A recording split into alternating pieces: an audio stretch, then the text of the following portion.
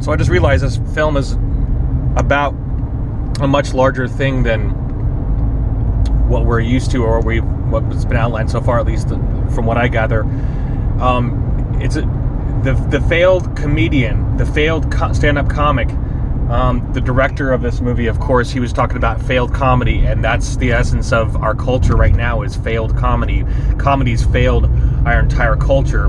Comedy has failed, as well as been failed by our society has failed comedy. That's really what it is. But that's the irony that we have here displayed when you have a failed stand-up comedian.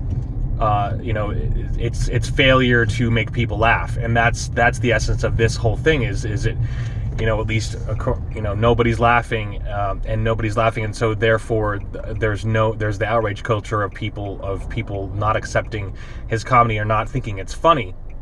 And that's the essence of what the SJW NPC crowd is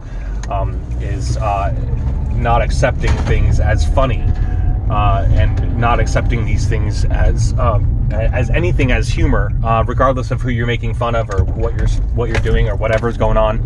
It's just hilarious to think about. And so that's the interesting commentary here, is that the story of a failed stand-up comedian failing at comedy, when comedy is failing our society. Or no, our society has failed comedy. That's, anyway. But can we live without them? Memories are what reasoning is based on. If we deny them, we deny reason itself. Although, what's wrong with that, really? It's not like we're contractually tied down to rationality. There's no sanity clause.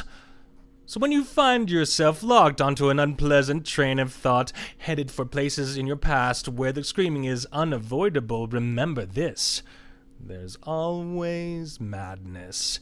You can just step outside, close the door on all those dreadful things that happened. You can lock them away forever.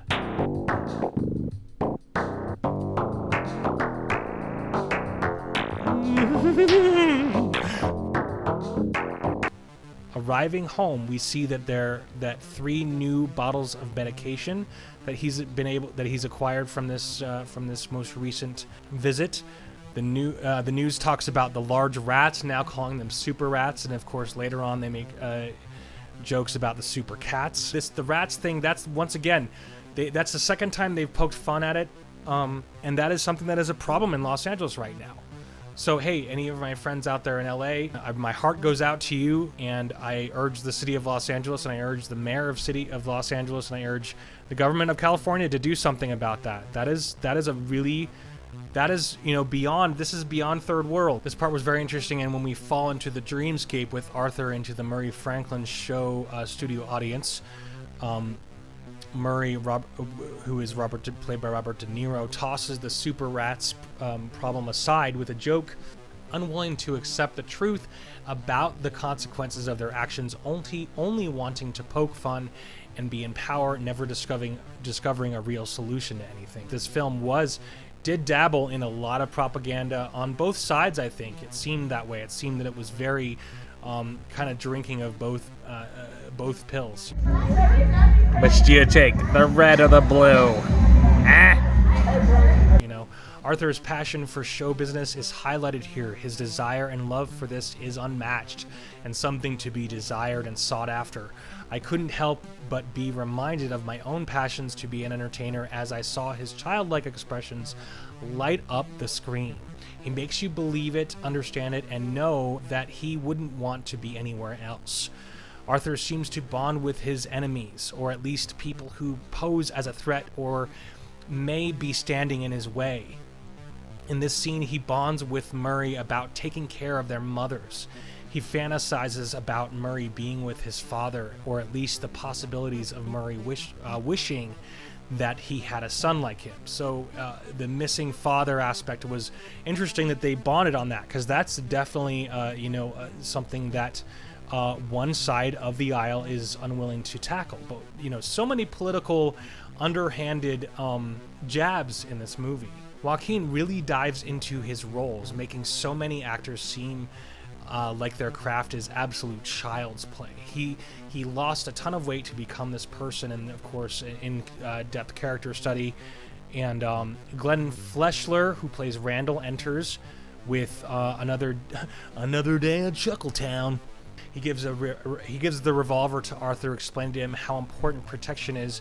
When I first saw this, I thought immediately that he had committed a crime with it, and that he was trying to pawn it off on Arthur and frame him. And I literally thought that was going to be like kind of a different way. They use it they use that moment in a very different way, an unexpected way, in a good way. Hoyt Vaughn, his boss, played by Josh Pies, accuses him of stealing the sign from the music store and that he was dancing in front of in the opening mugging scene. He shrugs Arthur's story off like it didn't make any sense, and when all he has to do is look for the bruises. So that was something that could have been easily fixed or easily executed or easily taken care of on both sides to take care of Arthur or to kind of understand what was really happening, but something that was easily shrugged off, easily dismissed. The entire act, this entire first act is reminiscent of Taxi Driver, where Bob De Niro is in a world where you are forced to fend for yourself on and off the job in a city that will eat you alive or if you don't keep your head up. Here we first witness Arthur's unhinged, unnerving, detached, psychopathic disturbance. Like an explosive, apocalyptic endgame that ensures the future of Arthur's actions to be unpredictable and sinister. So this moment where he is just, won't believe his story, won't believe that he has been basically, mugged, won't believe him that he was mugged. I mean, that's a serious problem and accusation. The way he reacts, his whole just face just going,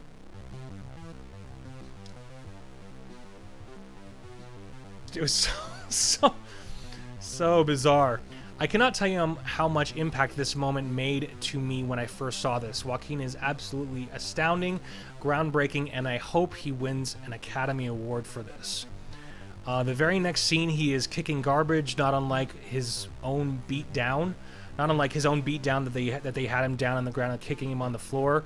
There's a lot of kicking people while they're already down in this movie. Enter Sophie Dumond, played by Zazie Beetz, and their exchange of a gun to the head, kill me now routine. This was exaggerated by Arthur to kind of a bizarre degree, to that gray area that was not as unnerving to Zazie Beetz' character, which was to Sophie, which was very interesting. Arthur's dancing in the living room moment, extremely reminiscent of Taxi Driver, where Bob De Niro was looking in the mirror asking, "You talking to me?" accidentally discharging the revolver while role-playing. I hate to say that a lot of it did remind me of Taxi Driver, but in a good way, in the sense that it wasn't this copycat thing. It was very nuanced and very of that period, which is what the director was going for. Okay, so, that's right. So there's also a moment where he's stalking. So once again, he's stalking Sophie briefly, but then diffuses himself. Again, here we are mirroring Taxi Driver, where we see Arthur dive into analytical mode, engulfing himself in the comedy club scene, diving deep and really trying to figure out odd details in comedic performance to help understand what will be successful. Laughing at odd moments, he feels safe here, and his compulsion is accepted, even though it rests in many offbeat moments. Almost every single one of them is in a completely different place than everyone else is laughing, which is very interesting here too. But he's still